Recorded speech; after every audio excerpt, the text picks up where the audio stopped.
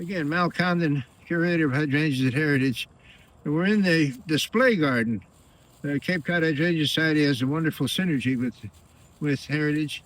And this is a great garden that they conceived. It was the first serious planting in this Heritage garden of all hydrangeas. And this is a display garden established in 2007. So we've had some significant growth here over time. We continue to work with it. Today we're going to comment a little bit about Paniculatas, and we're at the east secondary entrance into the display garden. Great place. Wonderful sunlight here, and so we really love to plant Paniculatas in the great sunny sites. And the Paniculata species is a very powerful grower. It's the best of all the species in terms of sun tolerance. Never have to worry about it. And it grows like the dickens. What I'm standing next to is Bobo. And Bobo was considered to be a diminutive plant when it was first introduced by proven winners. It's a great plant. Lovely, I think, blossoms.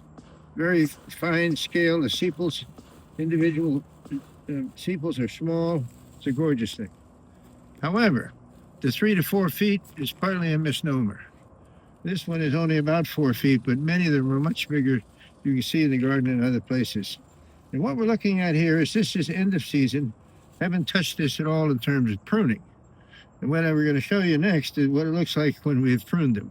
And I'm doing this because we're going to have a big group in here for what I call panic pruning, where we only deal with the paniculatas. And so I've left plants to be pruned with ones that have been pruned, so they can get the idea easily of what's required to get it in a good state for the winter over. Busy plant. Characteristic of it is this. It's one of the latest to develop foliage, and it's late to flower. But it's a lovely thing, generally speaking. You can see very floriferous, produces lots of flowers. And if you prune it well, you're going to get good form, and it's going to look like this. How it's been pruned. We've gone from this to this. You say that's pretty extraordinary.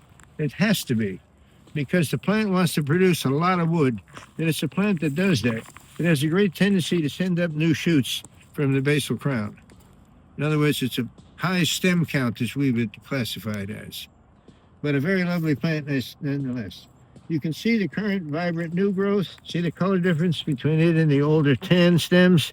Here you see this reddish brown, somewhat stripe mottled. Pretty significant. And so that's what we do. We cut it down to that size. Next year it'll be just like this, if not bigger.